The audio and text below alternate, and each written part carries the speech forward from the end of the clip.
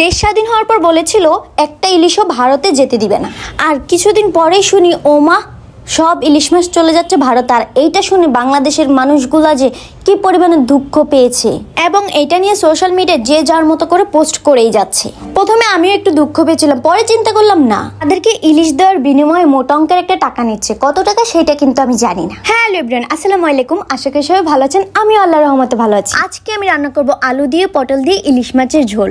ভিডিওটি সম্পূর্ণ দেখার অনুরোধ রইল এবং তার আগে বলুন আপনারা আমার ভিডিওটা কে কোন জায়গা থেকে দেখছেন। আমি কিন্তু আপনাদের সবার কমেন্ট দেখি এবং আপনাদের কমেন্টের রিপ্লাই দেওয়ার চেষ্টা করি, এবং আপনারা যখন বলেন আপু এই জায়গা থেকে দেখছি আপনার ভিডিও, তখন বিশ্বাস করেন আমার এত বেশি ভালো লাগে। তো চলুন এখন চলে যাব রান্নায়। সকাল সকাল ঘুম থেকে উঠে বিজয়কে বাজারে পাঠালাম ইলিশ মাছ আনার জন্য। গিয়ে 3টে ইলিশ মাছ নিয়ে এসেছে। ইলিশ মাছের পেটে ডিম ছিল, আর ডিম থাকার কারণে মাছটা কাটতে গিয়ে একটু নরম করে ফেলেছি। তো ভাবলাম এগুলো আজকে রান্না করে ফেলি। প্রথমে চুলায় একটি পাতিল বসিয়ে দিলাম।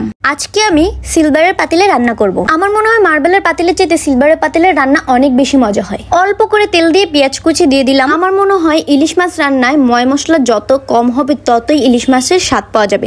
পেঁয়াজটা লাল লাল হয়ে যাওয়ার পর দিয়ে দিলাম এখানে পটল আর আলুগুলো। আর আমি একটু তরকারিটাকে সাদা সাদা রাখবো বলে আমি হলুদ মরিচের গুঁড়োটা একটু কম দেওয়ার চেষ্টা করছি। আর আমি আসলে ইলিশ মাছের আসল স্বাদ পেতে চাচ্ছি।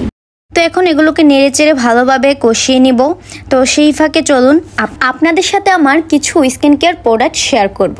কক্সবাজার থেকে ঘুরে আসার পর আমি অনেকটাই কালো হয়ে গিয়েছি, তাই যত তাড়াতাড়ি সম্ভব আমাকে আমার আগের লুকে ফিরে আসতে হবে। তাই আমি ব্যবহার করব এখন premium saffron whitening combo set. এর আরো একটি নাম হলো ধবধবে সাদা কম্বো। ইরানি সাফরান দিয়ে এই কম্বো সেটটি তৈরি করা হয়েছে, যা নিয়মিত 6 দিন ব্যবহারে আপনার ফেস ও শরীর 6 শেড পর্যন্ত ফর্সা হবে। পুরো কম্বোটি আপনি 1 মাস ব্যবহার করতে পারবেন।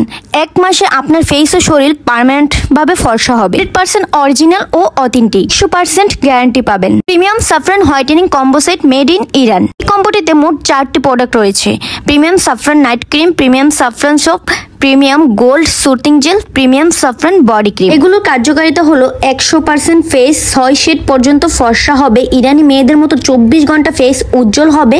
ফেসে ছোট ছোট পশম দূর হবে, মেস্তা 100% দূর হবে, ব্রন দাগ, পিম্পল, ব্ল্যাক হেড সম্পূর্ণ দূর হবে।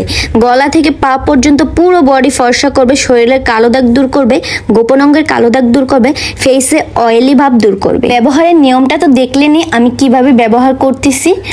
আর এগুলো হচ্ছে সম্পূর্ণ কোনো রকম সাইড ইফেক্ট ছাড়া।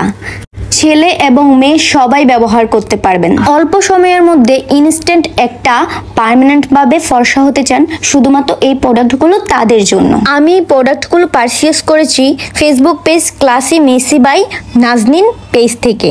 আপনারাও চাইলে তাদের পেজ থেকে নিতে পারেন।